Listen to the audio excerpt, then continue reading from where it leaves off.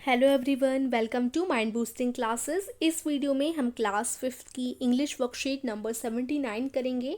Date है इसकी 25 सितंबर 2021। Worksheet आपके टेक्स्ट बुक मैरीगोल्ड के यूनिट माई शेडो से ली गई है। पेज नंबर है 42 और 43।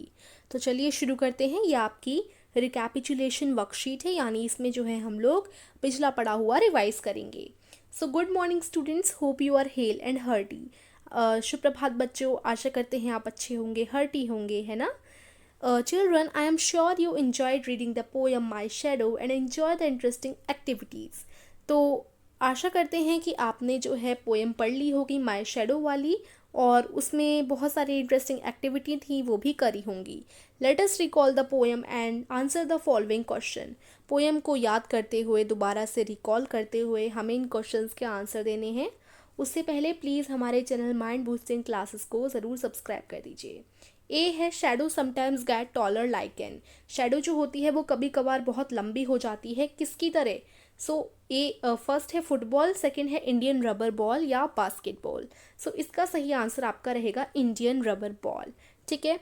उसके बाद बी है the funniest thing about the shadow is the way he likes to. जो सबसे ज़्यादा मज़ेदार चीज़ है शेडो की, वो क्या है कि वो क्या करना पसंद करती है, किस तरीके से वो क्या करती है, बातें करती है, लंबी होती है या फिर चलती है। तो इसका उत्तर होगा ग्रो। ग्रो का मतलब किस तरीके से वो बढ़ती है, कभी बहुत छोटी हो जाती है, कभी बहुत लंबी हो जाती है। Where did the speaker find the shining dew. Shining dew जो था, जो इस पोएम के स्पीकर हैं, जिन्होंने ये बोली है पोएम, जिन्होंने लिखी है, उन्होंने शाइनिंग ड्यू को कहाँ देखा था। शाइनिंग ड्यू यानी ओस की जो हल्की हल्की सी चमकदार बूंदें होती हैं, वो उन्हें क्या कहाँ दिखी थी। एक गुलाब पर, या फिर बटरकप पर, या एक मैरीगोल्ड पर। बटरकप येलो येलो फ्लावर होता है, तो इसका हो जाएगा सेकेंड। एक येलो फ्लावर पे, हर येलो फ्लावर पे उन्हें क्या मिल रही थी, तो शाइनिंग ड्यू मिल रही थी। डी है what do you think your shadow looks like. आप क्या सोचते हैं आपकी शेडो कैसी दिखती है। Just like me, my friend, a tree. मेरे दोस्त की जैसी, एक पेड़ की जैसी, या फिर मेरी जैसी। तो फिर शेडो हर किसी की उसी की जैसी दिखती है। आप कभी अपनी शेडो देखिएगा, आपकी तरह ही सेम टू सेम वो दिखेगी। सो इसका आंसर है first, just like me. E है what is the opposite of late. Late का उल्टा अर्थ वाला शब्द क्या है, अपोजिट क्या है। सो लेट का अपोजिट है अर्ली।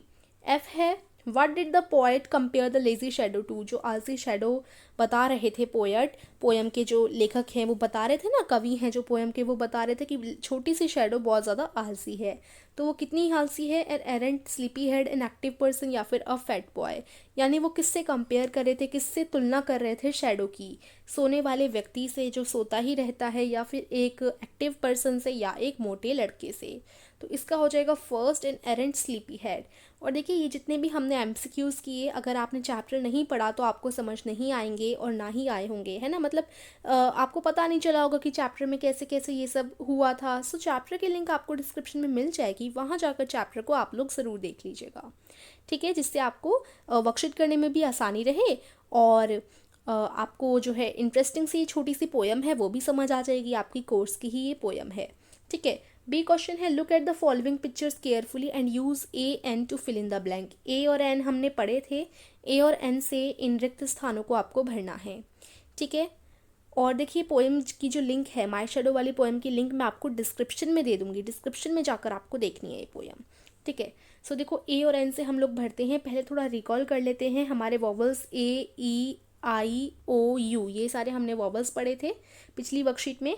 तो ए ई आई ओ यू, ये जो आपके वोवल्स होते हैं, ये अगर जैसे एरोप्लेन है, एरोप्लेन का हम हमेशा जिस भी वर्ड के आगे लगा रहे हैं, ए या एन, तो जिस भी वर्ड के आगे लगा रहे हैं उस वर्ड का फर्स्ट लेटर दिखते हैं। इस एरोप्लेन वाले का फर्स्ट लेटर है ए। तो ए ई आई ओ यू, ये हमारे वॉवल्स हैं। अगर वॉवल्स में से फर्स्ट लेटर होता है, एरोप्लेन का वॉवल्स में से फर्स्ट लेटर है, तो हम एन लगाएंगे। ठीक है। अगर वॉवल्स में से फर्स्ट लेटर होता है तो एन लगता है, और अगर वॉवल्स में से नहीं होता तो ए लग जाता है। ठीक है। सो यहाँ पर आप लोग जो है एन लिख देंगे। ठीक है, ए एन। उसके बाद नेक्स्ट देखते हैं, अपने वॉवल्स को ध्यान रखेंगे। A E I O U. Meera is eating dash ice cream. Meera क्या खा रही है, आइसक्रीम खा रही है। तो आइसक्रीम के आगे लगा रहे हैं, तो आई देखिए, फर्स्ट लेटर देखेंगे इसका आई है। सो ए ई आई ओ यू, तो आई आता है वॉवल्स में, सो यहाँ पर आपका लग जाएगा एन। ठीक है। नेक्स्ट क्वेश्चन है dash bird is sitting on the branch, एक टहनी पर एक चिड़िया बैठी है। तो बर्ड का फर्स्ट लेटर बी है, यानी ए E I O you vowels में से नहीं है, सो यहाँ ए लगेगा। सेकंड क्वेश्चन है dash bus is standing at the bus stand, bus stand पर जो है बस खड़ी है, बस का फर्स्ट लेटर है B, A E I O U में से नहीं है, सो यहाँ पर भी ए लग जाएगा, कैपिटल लगाएंगे आप लोग, ठीक है। उसके बाद आपका नेक्स्ट क्वेश्चन है, यहाँ जितने भी ए और एन लगेंगे फर्स्ट लेटर हमेशा आप कैपिटल लगाएंगे, ठीक है ना। उसके बाद Rohan is holding dash, Rohan is holding dash umbrella, Rohan एक अम्ब्रेला जो है पकड़ रखा है रोहन ने, तो अम्ब्रेला का फर्स्ट लेटर है यू, ठीक है। वॉवल्स में से है ए ई आई ओ यू, देखिए यू आता है वॉवल्स में, तो वॉवल्स में से है फर्स्ट लेटर तो एन लगेगा, होल्डिंग एन अम्ब्रेला। उसके बाद Seema is patting dash dog, Seema dog को जो है थपथपा रही है, तो सीमा डॉग का फर्स्ट लेटर डी है, यानी वॉवल नहीं है, तो यहाँ पर आ जाएगा आपका ए, ठीक है। उसके बाद my mother is eating dash Apple, मेरी मम्मी एक एप्पल खा रही हैं, सो एप्पल का फर्स्ट लेटर ए होता है, एप्पल के साथ हमेशा एन ही लगेगा क्योंकि उसका फर्स्ट लेटर ए है, वॉवल्स में से है। Ritu and her mother are dash baking dash cake, Ritu और उसकी मम्मी एक केक बना रही हैं, सो केक का फर्स्ट लेटर है C, A E I O you आपके वॉवल्स में से नहीं है, सो ए लगेगा, ठीक है। सो इस तरीके से ये भी आप लोग कंप्लीट कर लेंगे। यहीं पर आपकी आज की वर्कशीट फिनिश हो जाती है। आशा करती हूँ आपको समझ आई होगी। सो वीडियो को लाइक कीजिएगा और चैनल को ज़रूर सब्सक्राइब कीजिएगा। Thank you.